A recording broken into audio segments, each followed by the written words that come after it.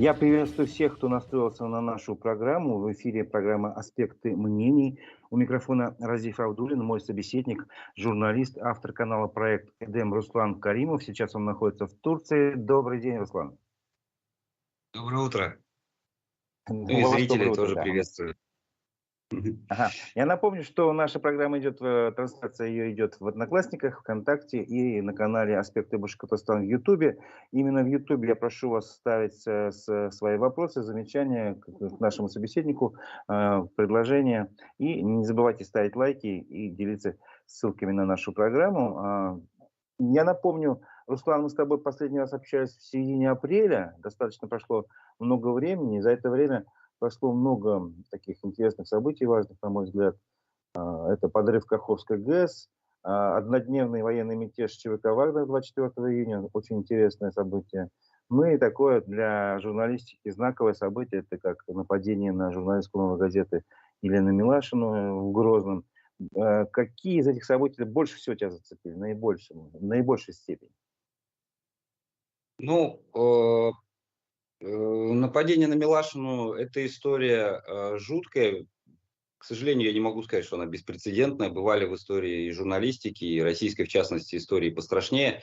Но из всего, что произошло, разумеется, для меня самым, наверное, ярким это стал, скажем так, туристический поход ЧВК «Вагнер». То есть это было феерично, это было интересно с такими, с одной стороны, как бы это было увлекательное шоу, а с другой стороны, вот концовка была как в «Игре престолов». Вот сейчас считается официально, что концовка «Игры престолов», она ушла на второй план вот после того, что было срежиссировано, как я теперь называю, Пригожина дядей Женей. Вот. Почему ты считаешь, что это было шоу, а не какой-то реальной попыткой дойти до Москвы, а потом просто взяли и передумали? Мгм. Если бы хотели до Москвы, по моим ощущениям, бы дошли. То есть, с учетом того, как развивалась вся эта история, когда они перешли границу, вообще ничто, в принципе, не останавливало. То есть, попытки работать вертолетами, которые были мгновенно, скажем так, уничтожены, это нельзя назвать вот каким-то серьезным сопротивлением. То есть, по тем ощущениям, которые вот сложились от этого всего, колонны Вагнера шли просто не останавливаясь. Вот, грубо говоря, если сесть на машину, вот турист, вот он с границы, направится в сторону Москвы, примерно плюс-минус за то же время он и доедет. Если он будет там в Чебуречных останавливаться, кушать, там разминать спину и так далее, то вот примерно вот обычный турист на машине от границы до Москвы плюс-минус за то же время сможет, по моим ощущениям, добраться. А там шли колонны, груженные танками. То есть, по факту, по моим ощущениям, авангард ЧВК «Вагнер» вообще ничто не останавливало. И если бы была такая цель у человека, действительно заряженного на то, чтобы как бы прийти в Москву и сделать то, что как бы вроде анонсировалось, вот этот успех ранних этапов, он бы его не смог, как бы он бы вдохновил, воодушевил, и в итоге, скорее всего, несмотря на то, что якобы ходили слухи, что подтягиваются силы в Москву, в Москве формируются как бы линии обороны и так далее, вот на фоне куража вот этого, того, который получилось вот пройти такое расстояние практически без потерь, скорее всего, была бы попытка атаковать, и я не скажу, что она была бы неуспешной, потому что ребята там были серьезные, ребята были с опытом, с тяжелым вооружением, которого, допустим, у той же Росгвардии на тот момент не было. И поэтому у меня, по ощущениям, это все-таки понятно, что это был не спектакль. Если в целом всю эту ситуацию оценивать, я уж извиняюсь, мы вроде как бы в целом обсуждаем эту историю, в смысле, все события, там, прошедшие за последний период, но все-таки рейд Пригожина стал самым таким значимым. То есть, если в целом эту ситуацию оценивать, понятно, что у Евгения Пригожина не было никаких, точнее, его начали сливать. То есть он начал понимать, что вот сейчас постепенно, в скором времени его оставят без базового его главного рычага влияния, да, то есть без боевиков. Его самого, скорее всего, после этого через какое-то время тихо ликвидируют или громко, там, не суть важно, да, там, либо посадят, либо просто физически устранят. У него просто не оставалось выбора, ему нужно было достучаться до Владимира Владимировича. То есть он до этого еще жаловался, что ему перекрыли все каналы коммуникации с ним. И вот он пошел, скажем так,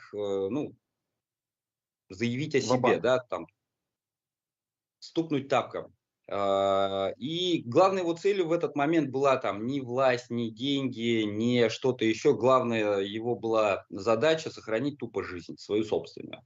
И он этим занялся. То есть он, добравшись до позиций, с которых он мог уже диктовать, когда уже, ну, грубо говоря, напряжение достигло пика и реально боялись штурма столицы. Добравшись до выгодных переговорных позиций, он просто вступил в переговоры. Есть, правда, теория, что якобы на него надавили из-за, ну, как бы давлением на родственников его, там, да, на дочерей там, и так далее, и это его заставило двигаться в нужном направлении. Ну, в целом, у меня по ощущениям, то есть вот он просто добрался до нужной позиции, сел за стол, то есть, ну, такая паханская разборка, бандитская, да, то есть, и давайте, ребята, вот сейчас будем решать. Либо я сейчас говорю пацанам, и мы начинаем стрелять, либо давайте вот так и так и так решим. Достигли переговоров. Лукашенко в этой истории был нужен скорее просто как, ну, то есть вот напрямую общаться с непонятным там бандитом и так далее, да, там как бы первому лицу государства, я уж изменяюсь за бандитскую терминологию, ну, стрёмно, и он по факту использовали такую прокладку с усами для того, чтобы как бы за картошечкой и так далее, вот, ну, все эти вопросы якобы обсуждались и якобы были с помощью Лукашенко закрыты. Ну, на этом, собственно, история закрылась. Пригожин получил какие-то свои гарантии. Насколько можно такого рода гарантиям доверять, это уже его личное дело. Ну, на мой взгляд, совершил он значимую ошибку. Как будет дальше, сейчас будем смотреть. Потому что, Смотри, насколько я сказал, знаю, что первому лицу государства непригодно, как бы, непригоже, не знаю, как правильное слово подобрать, встречаться там с человеком, который объявил поход на Москву. В то же время мы буквально на днях узнали, что 29 июня, через несколько дней после мятежа, встреча такая состоялась, и это признал и сам Кремль. То есть Путин встречался с самим Пригожиным и с 35 командирами Вагнера, ЧВК Вагнер. Как ты на это смотришь? И вообще изменилась ли твоя оценка ситуации в день самого мятежа, 24 июня, если ты можешь вспомнить, и потом, когда все остальные события произошли? А, вот я сейчас, ну, скажу неочевидную вещь. Для меня вот этот день мятежа стал таким, ну, легким приходом, да, то есть я не употребляю наркотиков, я очень давно не употребляю алкоголь, курить бросить, правда, сигареты не получается. А в этот день вот, ну, такое ощущение, что я жестко на мете посидел, причем в течение всего дня, то есть неотрывно мониторя новости, следя.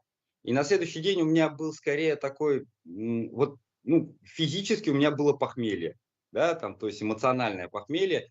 Я сидел разбитый, голова болела, то есть было какое-то легкое разочарование. И вместе с тем было ощущение того, что вот, ну, шоу закончилось, все, пора там вставать, заниматься делами, там, не знаю, в квартире прибраться и так далее. Вот. То, что вроде как бы Владимиру Владимировичу стрёмно общаться с бандитами, и вместе с тем он с ними же и встречается, причем он встречался не только с Пригожиным, но и с командирами его подразделений.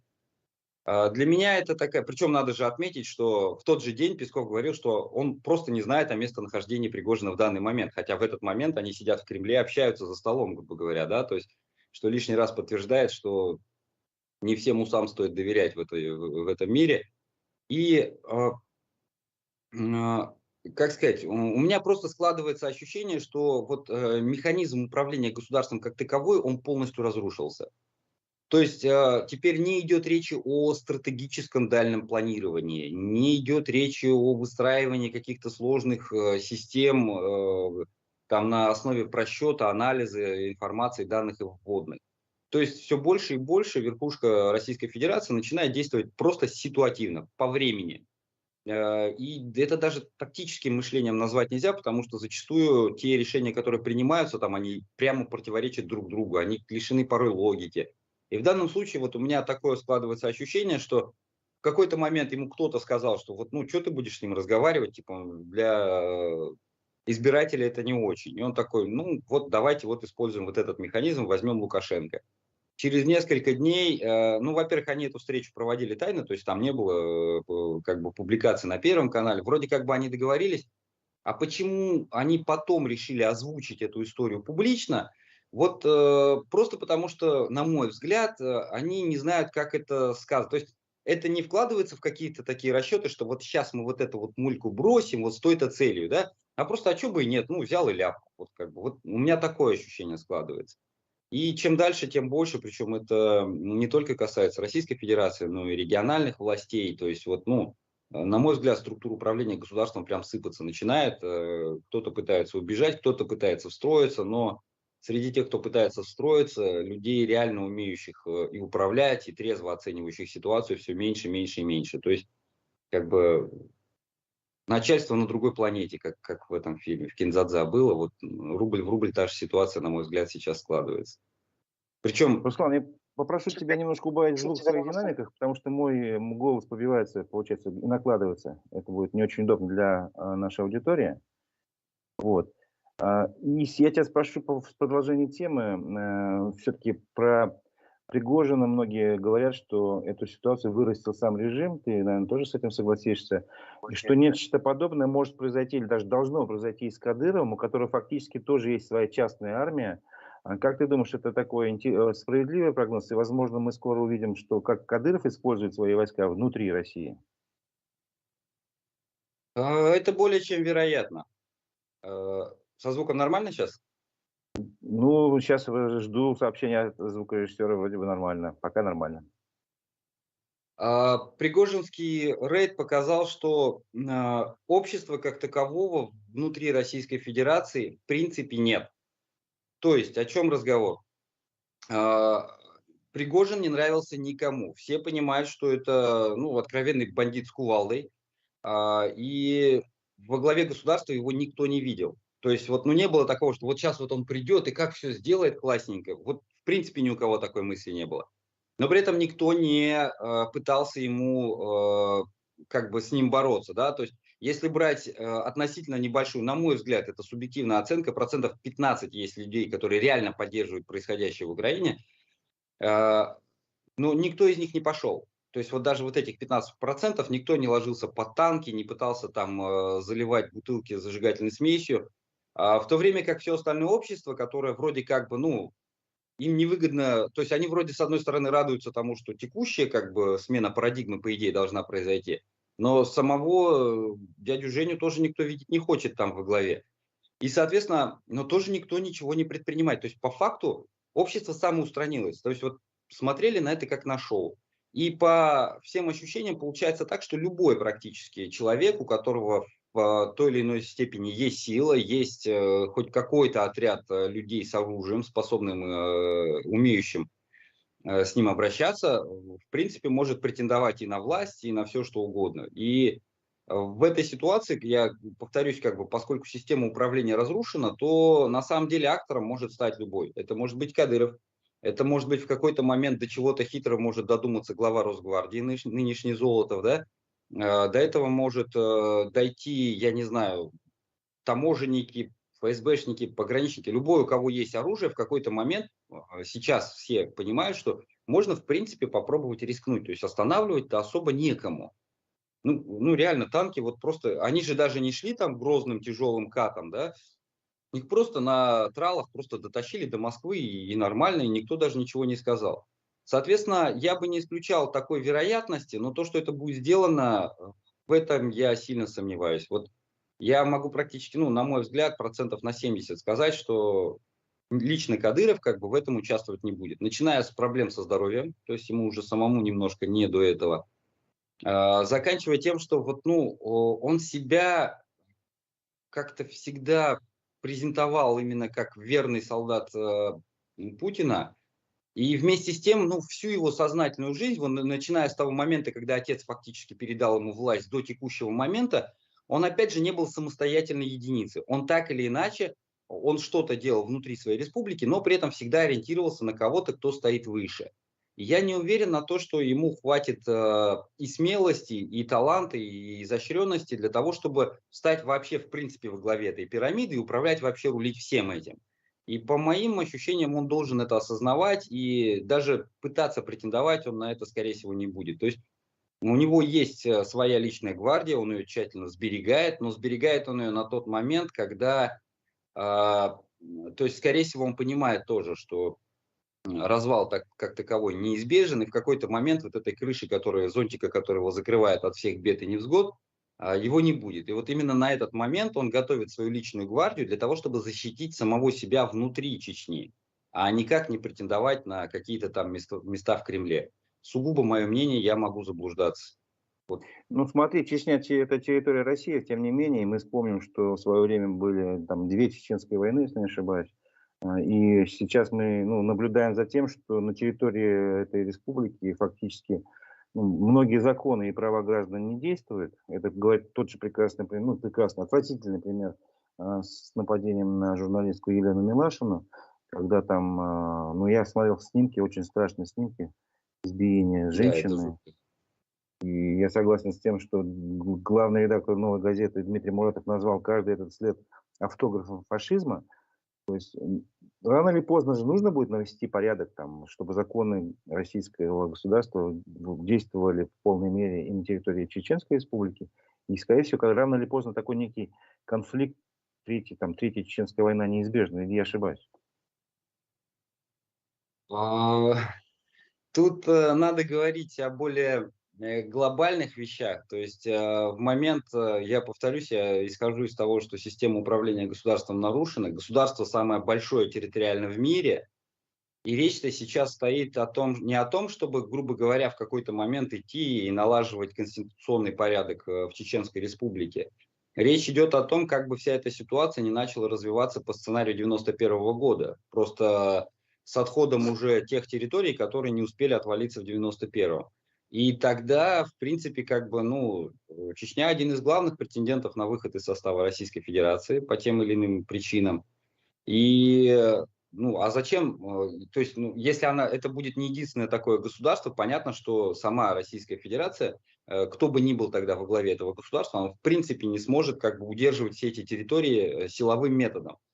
То есть, у нас вот есть пример Советского Союза, да, когда просто физически не хватало возможности закрыть все вот льющиеся такие пробивающиеся течи национального самосознания, становления новой государственности, как бы периферийных государств.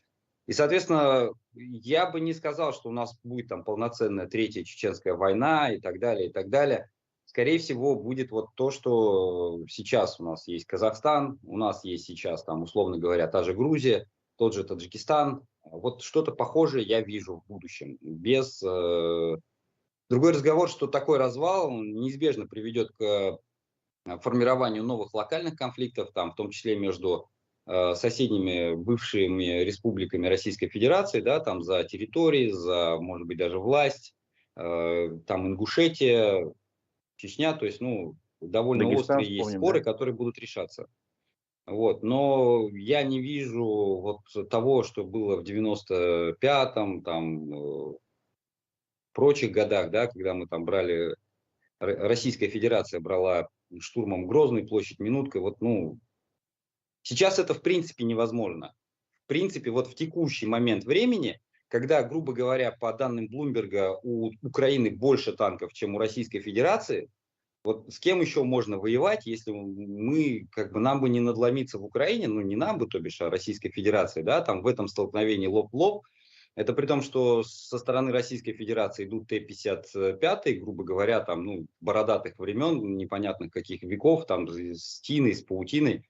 А замена техники в Украине — это, леопарды, челленджи, скоро подойдут абрамсы. То есть у нас, получается, мы затаскиваем на фронт старую разбитую технику еще советских времен со складов, и ее все равно меньше, чем техника Украины, среди которой есть современные, гораздо более эффективные образцы вооружений. А тяжелый Абрамс, штука страшная на самом деле, вот они, по идее, должны ближе к концу года, может быть, в начале следующего года подойти на фронт, и вот с ними бороться будет довольно-таки тяжело. То есть, я сам по военной специальности гранатометчик РПГ. Мне что деревянной палкой в борт Абрамса долбить, что РПГ, как бы разницы особой не будет, эффект будет один и тот же. То есть броня Абрамса заметно толще, чем классический боеприпас от РПГ-7, у которого бронепробиваемость 300 миллиметров. Соответственно, в этой ситуации предположить, что Россия сможет в каком-то обозримом будущем заново начинать грозный имперский шаг на чужие территории, я сомневаюсь. Здесь бы как бы разобраться, а разбираться пока не очень получается. Контрнаступление Насколько я знаю, там, да, там до сих пор 2/3 сил Украины находятся в резерве, ожидая того момента, когда получится вот найти брешь в обороне и туда ломануться уже мощным клином. Вот. И, соответственно, ну, по факту получается контрнаступления как такового нет до сих пор. Это все разведка боем, это расчистка там каких-то оперативных площадей для наступления.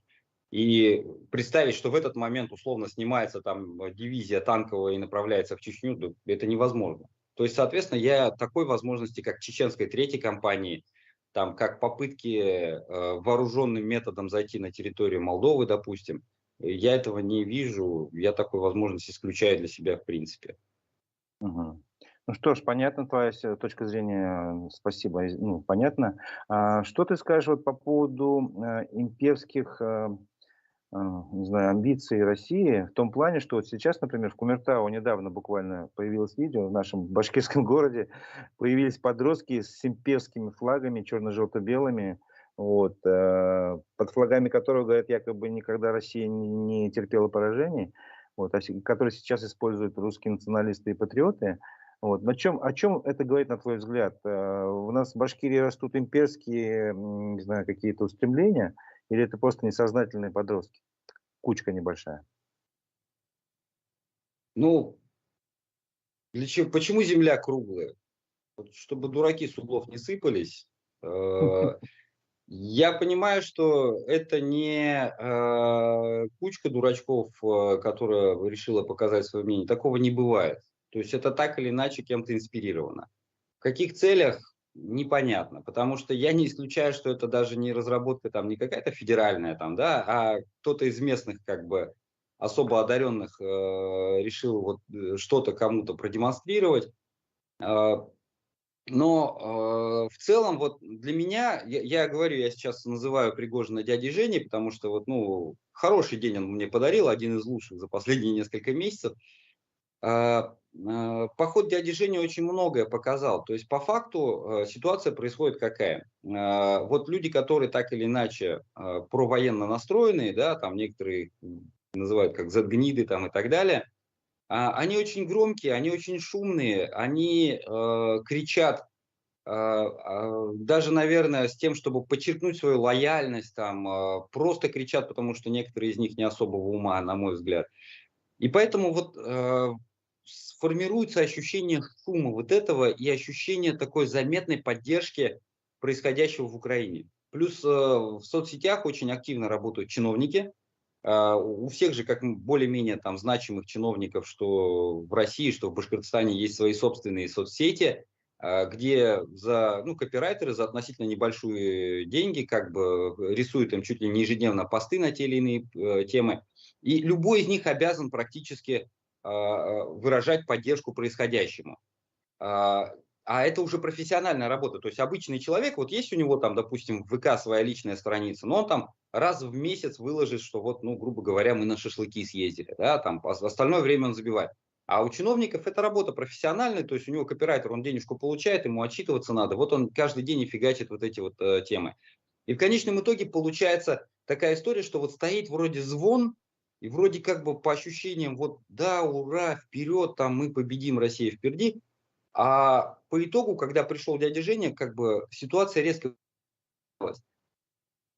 Вот эти все с флагами, с криками, с зетками в разных неприличных местах, они куда-то испарились, их, в принципе, особо-то незаметно было. Никто там не призывал, давайте строить баррикады, давайте родину, матушку защищать. Нету их. И в то же время основная масса людей, которые вот в Ростове-на-Дону, допустим, ходила вокруг танков, да, они чуть там не с баянами их встречали и цветами. И это была вот основная масса населения. То есть я вот, это как скальпель, который разрезал, да, вот эту вот пелену медиапространства и показал реальность. А в реальности получается, что, на мой взгляд, 15% поддержки СВО и войны как таковой, а все остальное население либо сомневается, либо резко против, либо просто старается как бы дистанцироваться, сепарироваться от этой ситуации и сказать, что вот, ну, типа, у меня свои дела, у меня работа, дети и так далее. И в конечном итоге, собственно, вот это вот, ну, вот это размахивание флагами, оно как таковой роли не имеет. То есть это просто кажется, что их много, что вот, ну, что-то нарастает, ничего не нарастает. Не, ну там их Основная немного было, масса. человек 6, наверное, я смотрел на кадрах видео этих детей. Я просто говорю, это тенденция, на твой взгляд, роста этих имперских настроений или просто какая-то небольшая, тоже типа часть шоу, кем-то устроенная из более взрослых, сознательных людей? Это часть шоу. Другой разговор, что параллельно идет абсолютно обратная ситуация. То есть сейчас развивается акция на территории Татарстана, на территории Башкортостана, в Чечне, в Дагестане. Идут призывы к тому, чтобы делать надписи, там, условно, Чечня без России или Дагестан без России, там, Татарстан без России. И это находит отклик, это находит поддержку, то есть люди, читая это все в телеграм-каналах, действительно идут тихонько на улице в масках и там по ночам где-то вот это все на стенах прорисовывают, потом фотографируют, публикуют в тех же телеграм-каналах. То есть на каждую акцию там, устроенную, скажем так, кем-то в каких-то целях, всегда есть такое, ну, полународное, народное движение, которое, ну, идет в обратном направлении. Поэтому гарантированно говорить, что вот это вот прям подъем имперских настроений, нет абсолютно. Мгм. Есть Руслан, люди, это я правильно услышал, что Евгений Пригожин, которого ты назвал дядей Женей, подарил тебе один из лучших дней в твоей жизни? Поясни эту мысль более подробно, почему лучший день? вот, ну, даже если брать начало разговора, там, да, последний раз мы общались там в апреле, по текущий день, да, там прошло очень много времени, вот было много событий, давай обсудим. А по факту ничего не произошло. Вот начиная с последнего нашего разговора до текущего момента, что конкретно изменилось? Избиение журналистов? Да их и избивали, и убивали, и Там их убивали сажали. еще, я скажу, не только избивали, убивали, были случаи. Политковская, я где-то видел вот эту фотографию, где стояла группа, ну, надеюсь, коллег там, потому что я сам себя даже в журналистике так вот, ну, для меня журналистика это Watergate. И вот группа журналистов, и подпись была, что вот из них в живых осталось двое, да, из довольно большого такого этого. Вот. То есть в этом нет ничего, это страшно, это жутко, это чудовищный акт, но сам по себе он ни о чем не говорит. То же самое с взрывом Каховской ГЭС. Там, да? Ну, мы уже знаем, что нынешняя власть, они пытаются, как бы, скажем так, повышать ставки, но мы уже знаем, что они на это способны. В какой-то момент пошли разговоры о том, что взорвут АЭС, да, Запорожскую. То есть Да, мы уже сейчас это понимаем, что уже. они и на это способны. Да? То есть даже когда, если взорвут эту АЭС, никто особо не удивится, все уже знают, все уже готовы. А, Что еще? Да все было, в принципе, и как бы, а фон не меняется, ситуация рубль в та же самая, да, то есть убиваются невинные люди в Украине, убиваются призывники, срочники, ну, добровольцы в том числе, совершенно какая-то бессмысленная мясорубка. Экономика России все больше трещит по швам, все больше выделяется ресурсов там Украине, да, вот недавно на совещании в Вильнюсе как бы был оговорен новый пакет финансовой помощи очень мощный. А глобально и все то же самое. Вот все, что было в апреле, все то же самое сейчас. И на этом фоне рейд Пригожина, он для всех, для многих в России стал возможностью, шансом на хоть какие-то изменения, на изменение вот этой всей парадигмы. И глобально я могу ошибаться, потому что я довольно давно живу за границей уже, но у меня все равно остается ощущение, что внутри России вот главный текущий тренд – это отсутствие надежды. Я могу ошибаться, Разик, поправьте меня, Ну, надежда если... умирает последней, а и для меня вот в день с этот мятежа, знаешь, что было откровением? Когда я вышел в магазин за бутылкой молока, я с удивлением услышал, что продавщица и покупательница обсуждают эту ситуацию. То есть раньше это никогда никакой политики в обычном магазине я никогда не слышал за всю свою жизнь. А тут на тебе. Люди как будто на какое-то время ну, проснулись, что ли, или заинтересовались политикой. Вот это было для меня интересным наблюдением в тот день. Вот. Я согласен, что этот мятеж из всех череды событий последних дней, он, конечно, выделяется. Но вопрос такой. Вот, я как-то разговаривал с одним товарищем, довольно давно вращающийся в политических кругах, так он мне сказал такое мнение, что Россия – это криминальное государство, и, в принципе, мы вот на примере Пригожина увидели некий элемент таких бандитских разборок, что ли, и разборок по понятиям, не знаю, когда вот люди с оружием в руках вышли, там, сбили самолеты, вертолеты, при этом на них сначала возбудили уголовное дело, тут же его замяли, какие-то были типа нож в спину заявления, потом возвращают деньги, которые у них захватили. То есть такая вот какая-то череда мелких событий, связанных с этим мятежом, что становится понятно, что да, в России, конечно, насчет действия законов говорить давно не приходится, а тут это очень явно.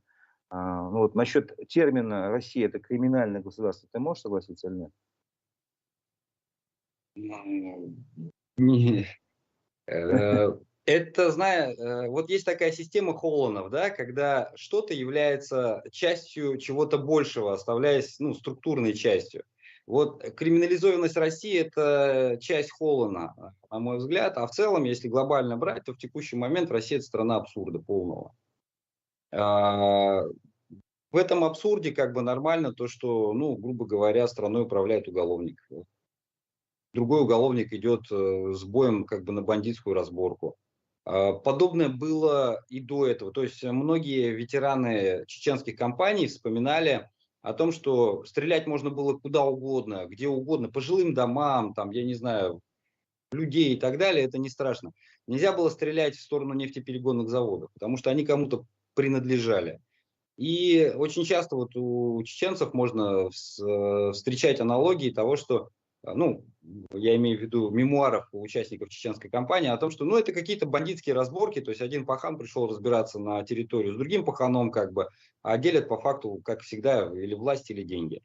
И, ну, как бы глобально-то ничего не поменялось до нынешнего времени. В какой-то момент это все навели марафет, там где-то начиная годов с 95-го, там, когда бизнес, криминал начал легализовываться, уходить в бизнес, как-то в какой-то момент вот выстроился такой внешняя оболочка нормальности, да, то, что все нормально. И на этом фоне начали появляться реально нормальные истории. То есть, грубо говоря, Россия там сделала лучший онлайн-банкинг в мире, да, тот же Тиньков появился у нас там, да, даже Греф смог, вот, ну, он создал приложение, благодаря которому там показали всему миру, как оно должно быть. То есть начали появляться какие-то штуки, вот, которые являлись показателем нормального государства. То, что мы растем, мы развиваемся, мы генерим какие-то новые идеи, новые смыслы, новые технологии. Вот. Но потом все это начало возвращаться. Вот, я недавно для себя эту формулу вывел, что то, что происходит в России, в текущий момент, это не безобразие, это не какое-то там безумие, это возвращение к норме. Вот если брать историю государства российского, там, начиная с древних времен до 95-го года, там, включая Советский Союз полностью, да, человек был винтиком, человек либо вообще как бы какой-то вещью, да, которую можно было на щенков поменять. Человек вообще за человека не считался, простой крестьянин, там, обычный человек в Российской империи. И вот где-то с 91 по 2012 год началась аномальная ситуация, когда люди внезапно стали людьми, у них появились права, обязанности, они могли ездить за границу, покупать, что хотеть, говорить, что хотеть, делать то, что они хотят. Там, да?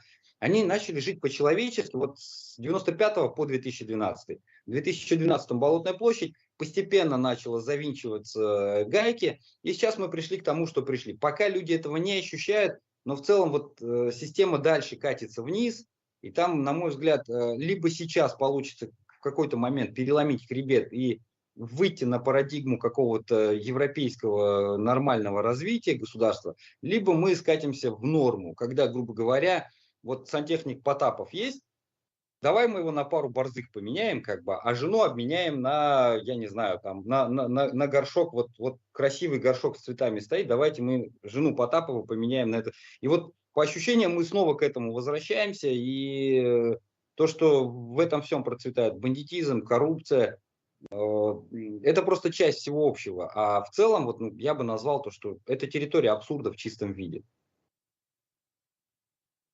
Как-то так. Хорошо. Хорошо. Вот в связи с этим вопрос по местной политической ситуации в Башкирии. Не секрет, что осенью состоятся выборы в Государственное собрание. И сейчас вот мы буквально сегодня освещали тему, что независимый экологический активист, ну вернее как независимый, он член Компартии КПРФ, вот, Ильдар Ямагулов, он борется против незаконной золотодобычи в Заурале. Вот, его в свое время на него напали, избили, сломали ноги, но он, тем не менее, выжил, как бы сейчас продолжает свою такую, ну, не знаю, активную общественную деятельность дальше. Так вот, он от коммунистов баймакских его выдвинули в госсобрание, а местное руководство КПРФ его оттуда из списков исключило, он пошел как самовыдвиженец. Сейчас идет процесс сбора подписей. Как, на твой взгляд, вообще в Башкирии на фоне вот этой специальной военной операции, ухудшения прав граждан и прочего, фактического введения цензуры, вообще, как, по-твоему, пройдет избирательная кампания в Госсобрании? Будет ли она иметь вообще какой-то смысл с точки зрения, что граждане могут проявить, ну, свою позицию активно? И зарегистрировать для этого независимого кандидата, условно? А, Зависит от того, какую угрозу он представляет власти на данный момент, как они оценивают ту угрозу, которую он с собой несет. Если они его посчитают хоть сколько-нибудь опасным в текущий момент, он не пройдет ни под каким видом, ни под каким вариантом. Если посчитает, что давайте возьмем, он нам не опасен, он нам не страшен, зато мы сможем там, ну, как бы кричать о том, что у нас вот мы тоже за западные ценности, ну, не за западные в данном случае, Сейчас уже так никто а не за скажет. демократические ценности, да, то, что вот мы представляем слово оппозиции и так далее, то в таком случае его могут пропустить. Единственный момент, что в текущей, вот, ну, я не знаю, имеет смысл там упоминать на канале или нет, но вот помимо всех остальных, скажем так, людей, которые так или иначе интересуются и рассказывают о политике, я вот обратил внимание на смену дискурса Ходорковского. Вот именно после мятежа Пригожина он четко, планомерно и пошагово начинает внедрять мысль о том, что все, ребята, как бы вот политические игрушки закончились, играть в эти там какие-то выборы, там подсчеты, вот эти вот экзит-пулы, вот это все, детский сад давайте оставляем. В текущий момент возможно только один вид политической борьбы, вооруженный. Это не я говорю, это говорит Ну да, понятно. Ходорковский. И я скорее с ним вынужден согласиться. То есть и до этого, в принципе, выборы в Российской Федерации последние несколько лет это в чистом виде клоунада, говорит, буфанада непонятная. А сейчас уж, ну, тем паче. Да? То есть в данный момент времени выборы из себя хоть сколько-нибудь инструмент политики уже не представляют. Это инструмент разделения власти, инструмент разделения полномочий, возможно, финансовых потоков и так далее. Но граждане к этому абсолютно никакого отношения не имеют, их мнение мало кого интересует. То есть это такой некий, знаешь, звучит достаточно страшно, то, что сейчас в России ничего нельзя изменить мирным путем. Это правильно тебя понял тебя? Да. А как? Ну, то есть, условно говоря, мы вот сейчас, ну, то есть как это может работать, да, там вот приходит достойный кандидат с хорошим бэкграундом, он выигрывает на выборах, допустим, в Государственное собрание республики, через несколько лет, там, к следующему выборному циклу, условно говоря, он успевает себя зарекомендовать как политик, классный стратег, умный человек, достойный, да, он избирается в сенаторы, через еще один там выборный цикл он возглавляет руководство страной, и те идеи, которые он с собой несет, как политик, он начинает как бы интегрировать на те. Это в принципе, вот сейчас я это рассказываю, мне даже самому смешно, как это Это, звучит. конечно, сейчас трудно представить, я согласен. Как бы тут Вот. не об этом И речь. даже до начала войны, скажем так, то есть вы Специальная поймите, военная что операция, уточню. Не так у нас только специальная сложно военная называть. операция, хорошо. Вот. Еще до начала всего этого шли разговоры о том, что, ну, как бы выборы перестали иметь смысл.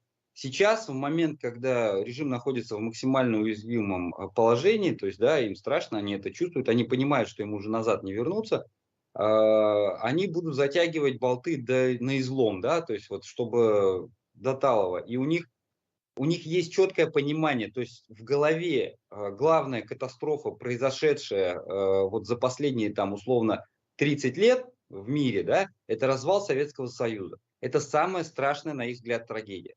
А причина этой трагедии, опять же, на их взгляд, в том, что не дотянули. Не добили лопатами там тех, кто выступал на улицах, там, да, не давили танками, допустили, вот, ну, у нас же где-то начиная года с 85-го пошла вот эта волна, либерализации внутри Советского Союза, да, и вот у них реально они так думают, что вот главная причина развала Советского Союза не в том, что как бы фактически не работающая финансовая модель, там, да, то, что люди в какой-то момент перестали верить хоть в какие-то идеалы, да, то есть, ну, к тому времени люди уже тупо смеялись над трудами Маркса, Энгельса и так далее.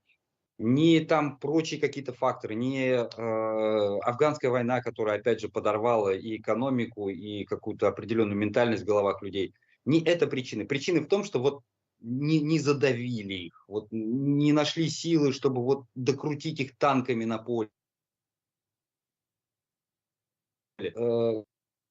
Понимание вот своей картины мира, они сейчас и действуют в текущей парадигме. До тех пор, пока основная масса людей находится в таком атомизированном состоянии, да, то есть люди-то в основной массе внутри Российской Федерации сидят и ждут, чем это закончится. Они активных действий не предпринимают. До этого времени госаппарат, там, система подавления работает, ну, через раз со скрипом и так далее. Но проблема в том, что, опять же, сама власть сейчас запускает механизм активизации. Им как раз-таки в этот момент сейчас нужны люди. Они пытаются их расшевелить, да, там, лозунгами за родину, за будущее страны. И вот они их пытаются как-то заставить двигаться. Они их 25 лет отучали от того, чтобы принимать решения и что-то делать. И тут внезапно включили обратный процесс. Так вот, когда это все задвижется, и в этой струе обязательно появится идея того, что может быть, нам проще как бы не туда, а вот здесь что-то исправить, да? Вот в этот момент аппарат, государственная машина, каток репрессий будет запущен на полную мощь, чтобы просто заасфальтировать любой протест.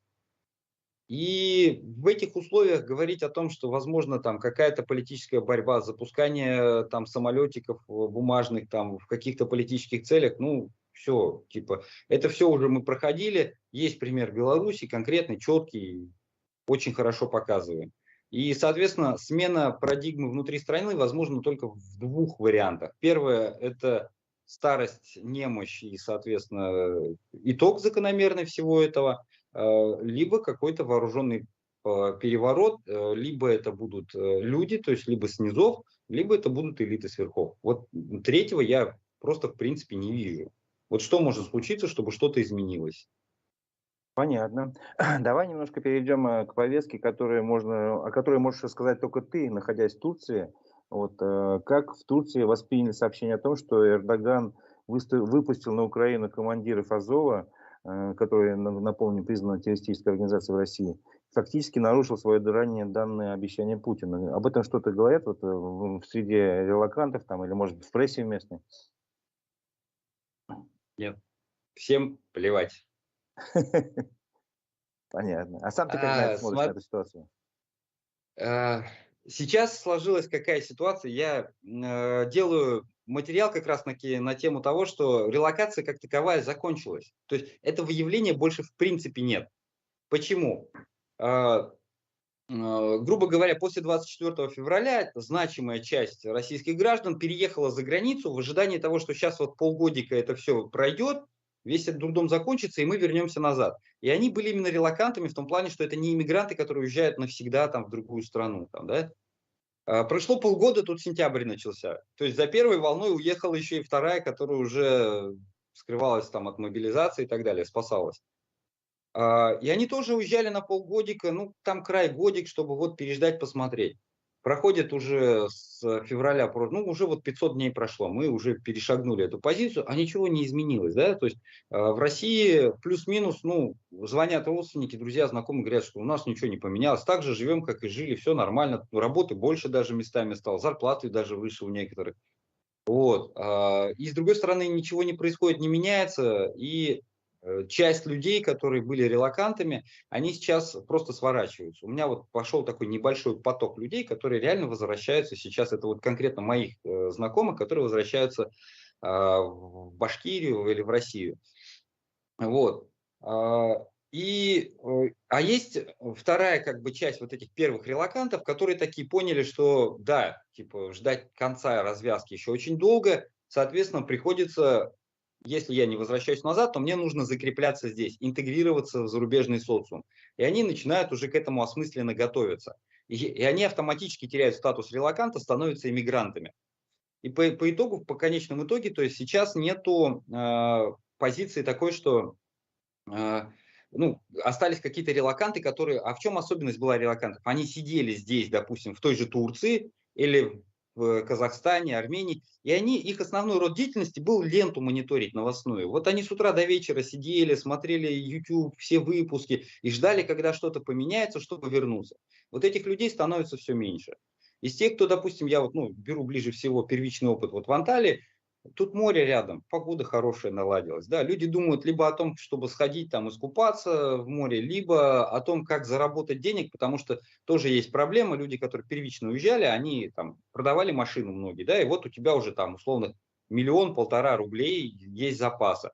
Эти деньги в основном потихоньку, ну в Турции, по крайней мере, точно проедались. И в текущий момент людей больше волнует заработок, что делать завтра, возвращаться в Россию, не возвращаться. То есть, вот именно и есть такой вот тренд, то, что они начинают как бы сепарироваться от политической повестки. То есть, если ты внутри этой повестки, то как бы тебе вроде как возвращаться, ну, тяжело морально, да, ты же не приемлешь все это, ты же это все называешь там условно бредом, жутью, кошмаром. А сейчас у тебя все больше шансов на то, что рано или поздно как бы у тебя не будет выбора, и тебе придется возвращаться. И вот у этих людей сейчас такой, скорее, подсознательный процесс, когда они начинают дистанцироваться от информационной политической повестки, исходя из того, что я сейчас приеду домой, сяду и займусь делами. Работу найду, долги раздам, кредит вот заплачу, отдам, там, да, возьму, может быть, новый кредит, квартиру куплю.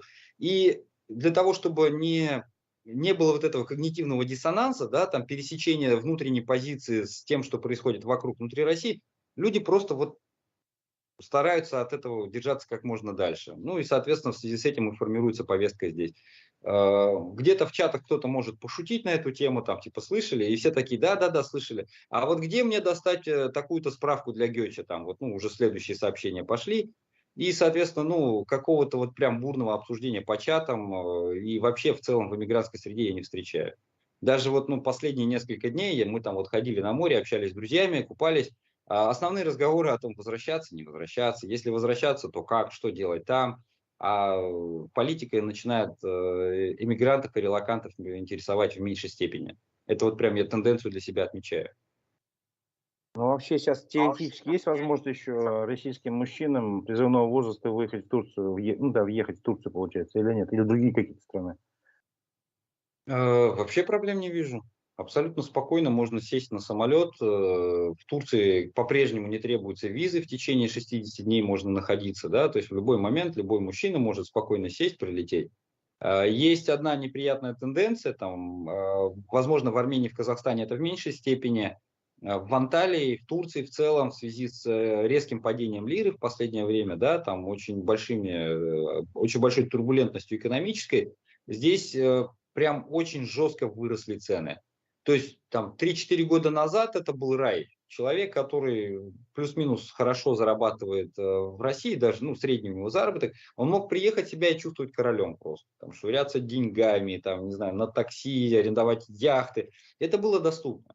Сейчас человек даже с относительно такими уже хорошими заработками, приезжая сюда, ну, будет чувствовать некое, скажем так, Напряжение? смущение. Ну, вот по порядку цифр, чтобы было понятно, доехать на такси, вот эти вот Ларгусы же есть, из Уфы до города Октябрьский 500 рублей.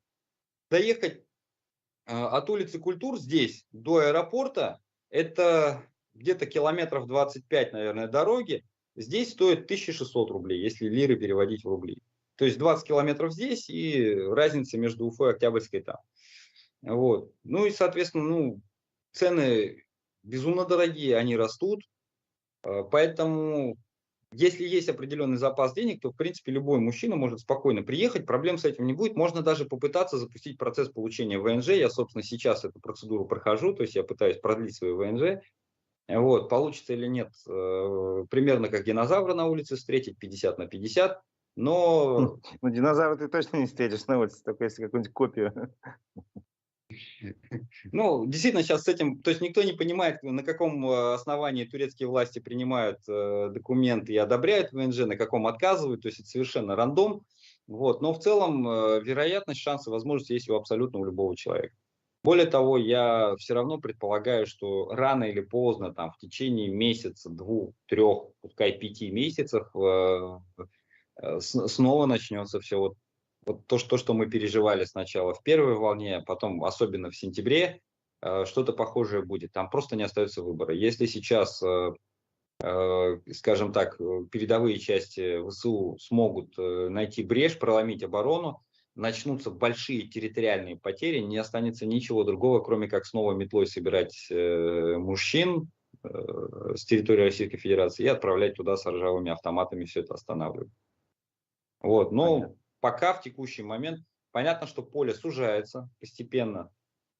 То есть все больше стран от нас закрывается. Одно время было проще попасть там, в ту же Финляндию, в Европу.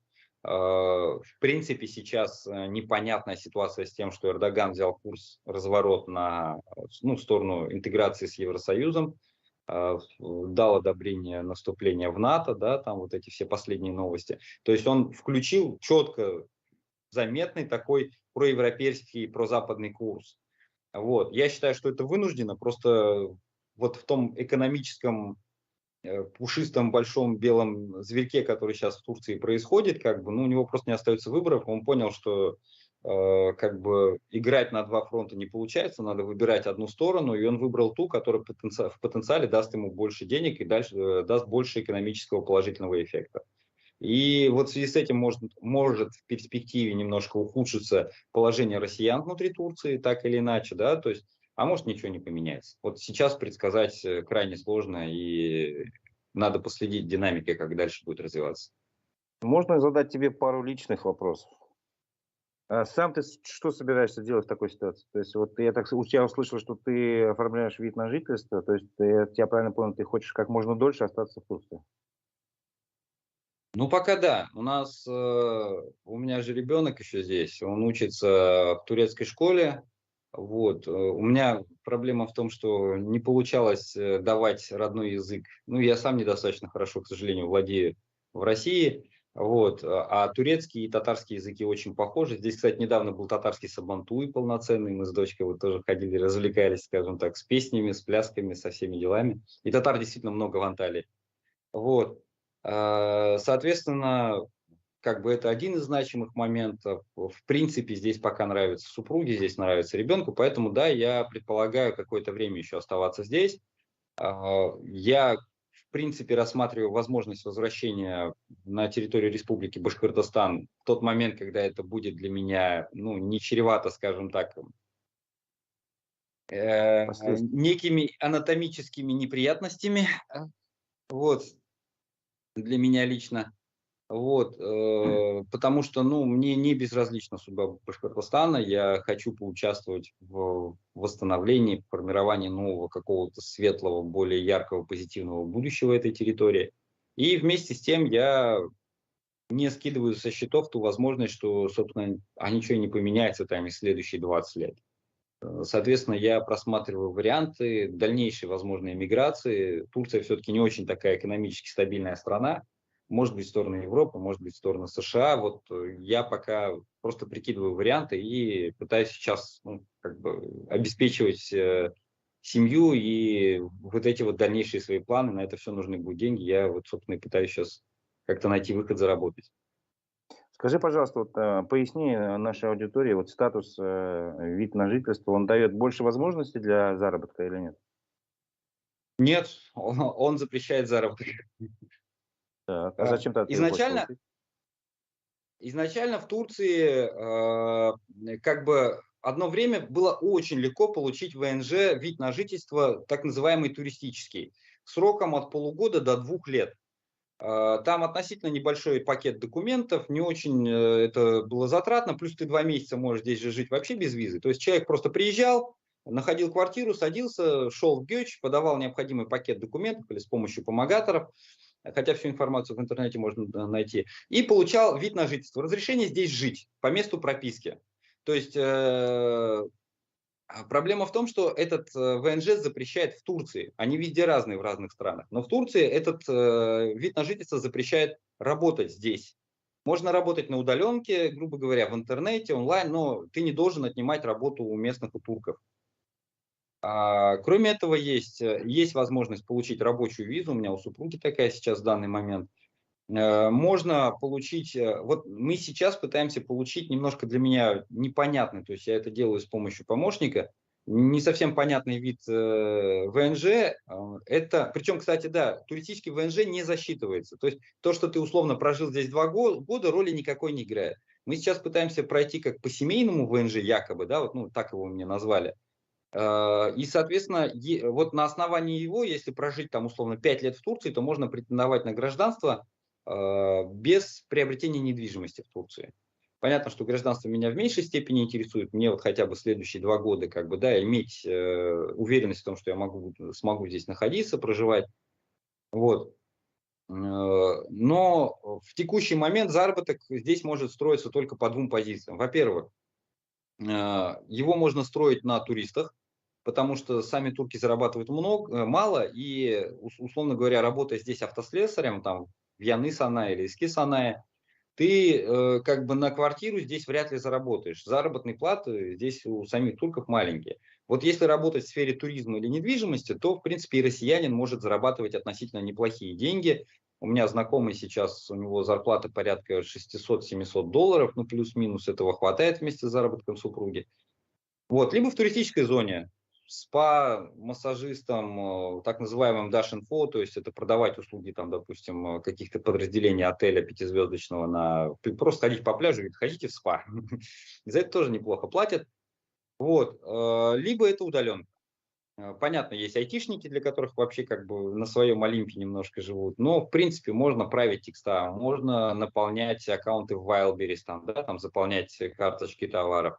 Есть, ну, на самом деле сейчас, в текущий момент, есть сотни, тысячи способов заработка. Вот у меня товарищ просто нашел работу тем, что здесь туристическое агентство, женщина сама из России, живет лет 15, решила сделать полноценный мощный сайт, на котором будут собраны вообще все экскурсии по всем городам мира, грубо говоря.